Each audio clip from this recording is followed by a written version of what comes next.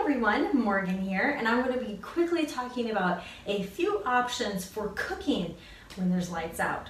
So first of all, I think the most obvious option is going to be gas. If you have gas, then you're good to go. We have gas, we have a gas stove, we have a gas oven, we have gas water heater, we have gas. So we'll be pretty good until the gas is no longer available. So obviously if you have gas in your home, you're all set. If you don't have gas in your home, here are a few options. So I think one of the best options is going to be getting one of these big propane tanks and storing these, because these are going to be really nice. They last pretty much forever.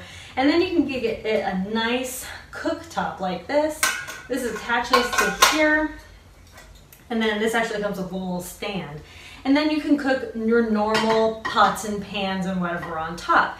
However, I want to warn you that no matter what type of propane you're using, it must be used outdoors. If you cannot, for whatever reason, go outdoors, it must be near a very ventilated area, like right near a window or something.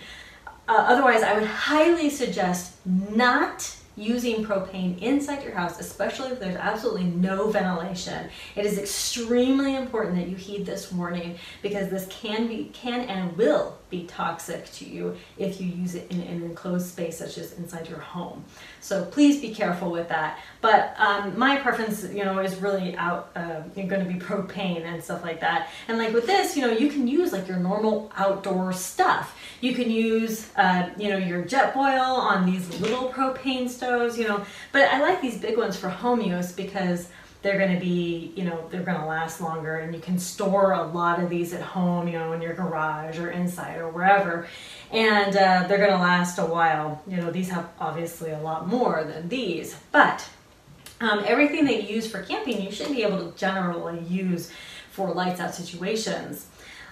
These are generally our best options. And in addition to these, you could also get like the big camp stoves like this, which are going to be really, really nice, because then you can have kind of multiple cooktops. But again, if it's propane or any sort of gas, you need to use it outdoors, okay? And then, again, you can just use your regular pots and pans. So that's what's really nice about it.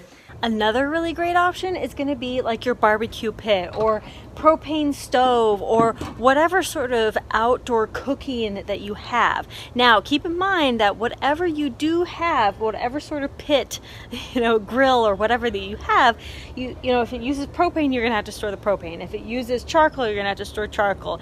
If it uses, briquettes and short. If it uses wood, you're going to have to store wood, all those kinds of things. So you're going to have to store these things in order to use them.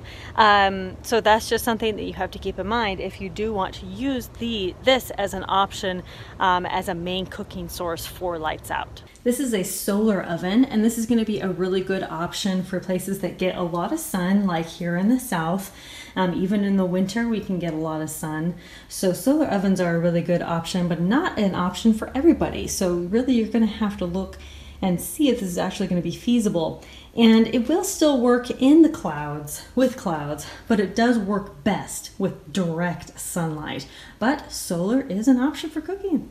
And of course, a solid option is going to be fire.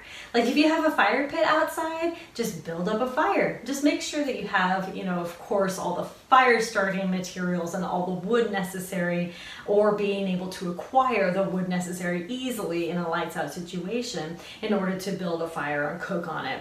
And of course, you'll need the materials, like if you need aluminum foil to cook in your fire, or aluminum foil for whatever other reason, then you're going to need those things. If you need specific pots and pans for cooking with propane or cooking over a fire or stuff like that, then you're going to need to acquire those items beforehand. Dutch ovens are going to be really good for outdoor cooking and things like that.